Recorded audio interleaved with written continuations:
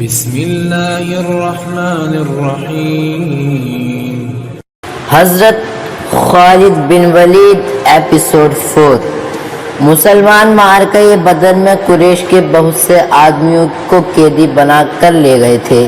قریش کے سرداروں کے لیے تو یہ صدمہ تھا ہی، اس کا بہت برا اثر خالد نے قبول کیا تھا۔ اسے یاد تھا کہ جب بدر کا معرکہ لڑا جا رہا تھا تو مکہ میں کوئی خبر نہیں پہنچ رہی تھی کہ معرکے کا انجام کیا ہوا۔ مکہ کے لوگ بدر کی صفت دیکھتے رہتے تھے کہ ادھر سے کوئی سوار دوڑا آئے گا اور فتح کی خبر سنائے گا۔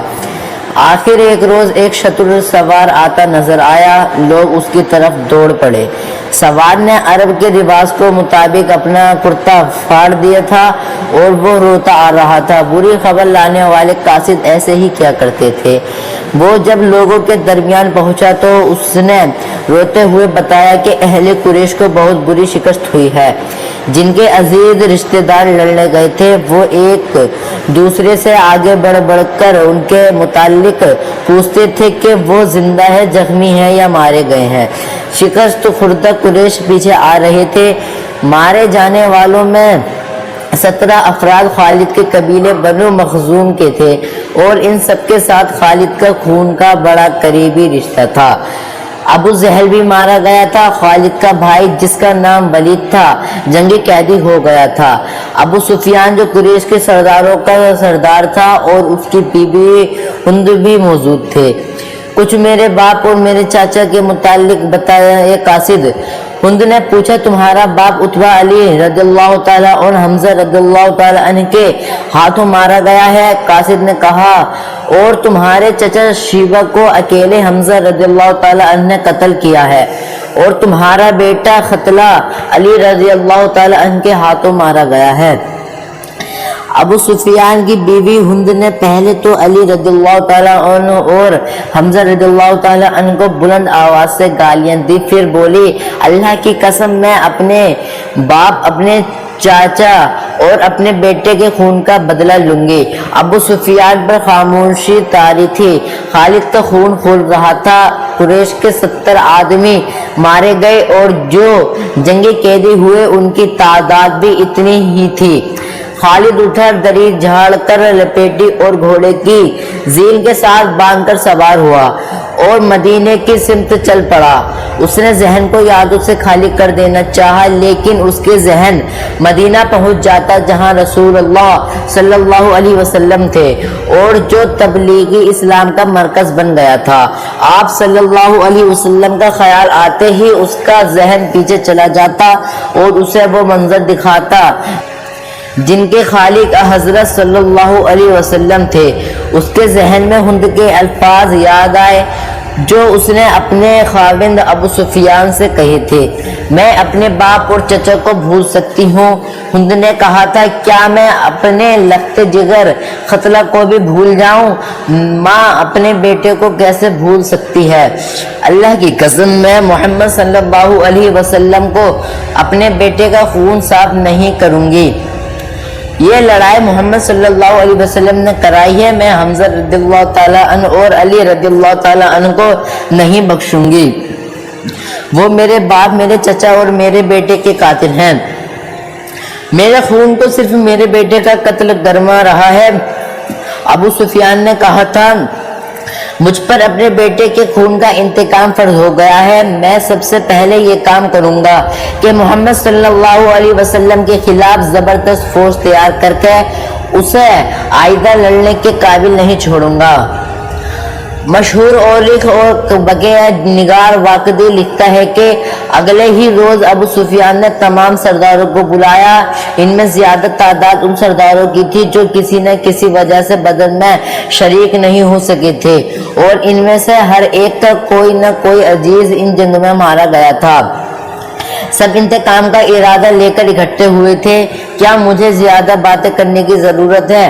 ابو سفیان نے کہا میرا اپنا جوان بیٹا مارا گیا ہے، اگر میں انتقام نہیں لیتا تو مجھے جینے کا کوئی حق نہیں۔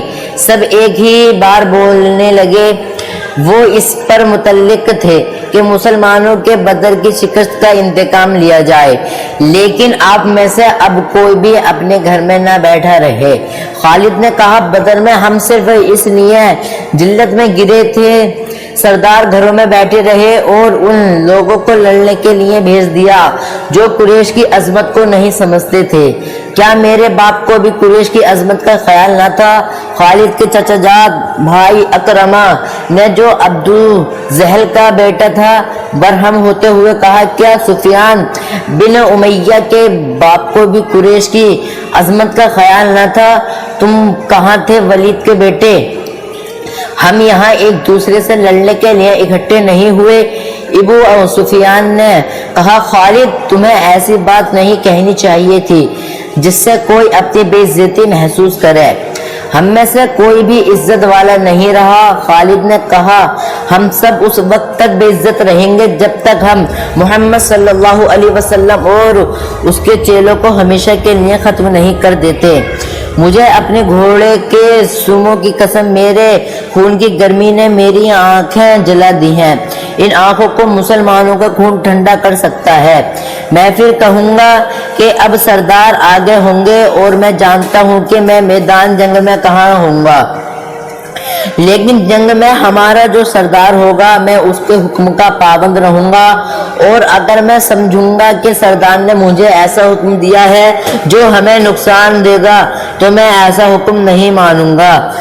سب نے متفقہ طور پر ابو سفیان کو اپنا سردار مقرر کیا۔ اس سے کچھ روز پہلے اہل مکہ کا ایک قافلہ فلسطین سے مکہ واپس آیا تھا۔ یہ تجارتی قافلہ تھا۔ مکہ کے باشندوں خوبصورت قریش کے ہر خاندان نے اس تجارت میں حصہ ڈالا تھا۔ اس قافلے میں کم و بیش 1000 اونٹ تھے اور جو مال گیا تھا اس کی مالیت 50,000 دینار تھی۔ قافلے کا سردار ابو سفیان تھا جس نے 50,000 دینار منافع کمایا تھا۔ قافلے کی واپسی کا راستہ مدینے کے قریب میں گزرتا تھا۔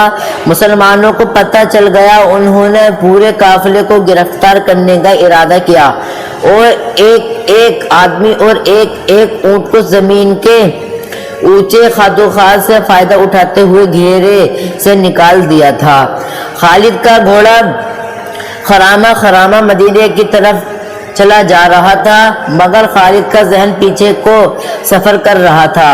اسے اس وقت کا جب قریش انتقام کوئی استقیم بنانے کے لیے اکٹھے ہوئے تھے، ایک ایک لفظ کو کسی نے کہا تھا سنائی دے رہا تھا، اگر تم نے اپنی سرداری مجھے دی ہے تو میرے ہر فیصلے کی پابندی تم پر لازم ہے۔ ابو سفیان نے کہا، میرا پہلا فیصلہ یہ ہے کہ میں نے ابھی 50,000 دینار منافع سب میں تقسیم نہیں کیا، وہ میں تقسیم نہیں کروں گا، یہ مسلمانوں کے خلاف فیصلہ کن جنگ میں استعمال ہوگا۔ مجھے اور میرے خاندان کو یہ فیصلہ منظور ہے۔ سب سے پہلے خالد نے کہا، پھر منظور ہے، ایسا ہی کرو۔ منظور ہے کی آوازیں اٹھیں۔ میرا دوسرا حکم یہ ہے، ابو سفیان نے کہا، کہ جنگ بدر میں ہمارے جو آدمی مارے گئے ہیں ان کے لواحقین آوازاری کر رہے ہیں۔ میں نے مردوں کو دہاڑے مارتے اور عورتوں کو بین کرتے سنا ہے۔ اللہ کی قسم، جب آنسو بہہ جاتے ہیں تو انتقام کی آگ سرد ہو جاتی ہے۔ آج سے بدر کے مقتولین پر کوئی نہیں روئے گا۔ اور میرا تیسرا حکم یہ ہے کہ مسلمانوں نے بدر کی لڑائی میں ہمارے جن آدمیوں کو قید کیا ہے ان کی رہائی کے لیے کوئی کوشش نہیں کی جائے گی۔ تم جانتے ہو کہ مسلمانوں نے قیدیوں کی رہائی کے لیے ان کے دستے مقرر کر دیے ہیں اور ان کا فدیہ 1000 سے 4000 درہم مقرر کیا ہے۔ ہر مسلمانوں کو 1 درہم بھی نہیں دیں گے، یہ رقم ہمارے ہی خلاف استعمال ہوگی۔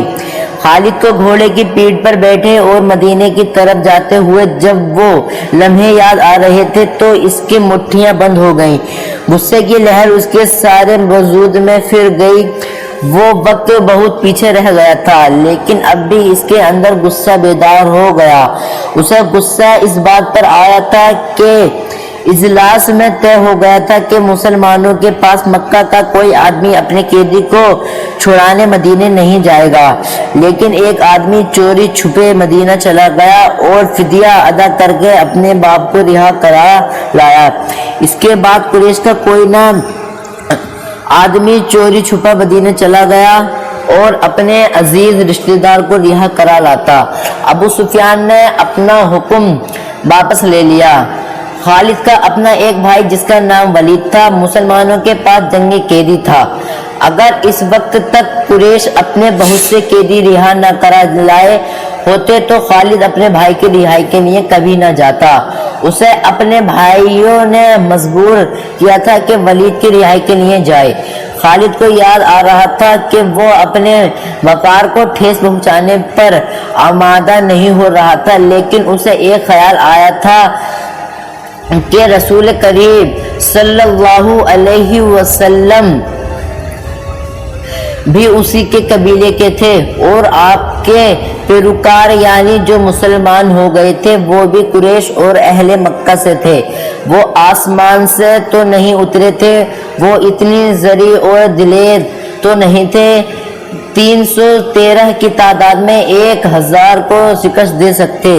اب ان سے کیسی قوت آ گئی ہے کہ وہ ہمیں نیچا دکھا کر ہمارے آدمیوں کی قیمتیں مقرر کر رہے ہیں۔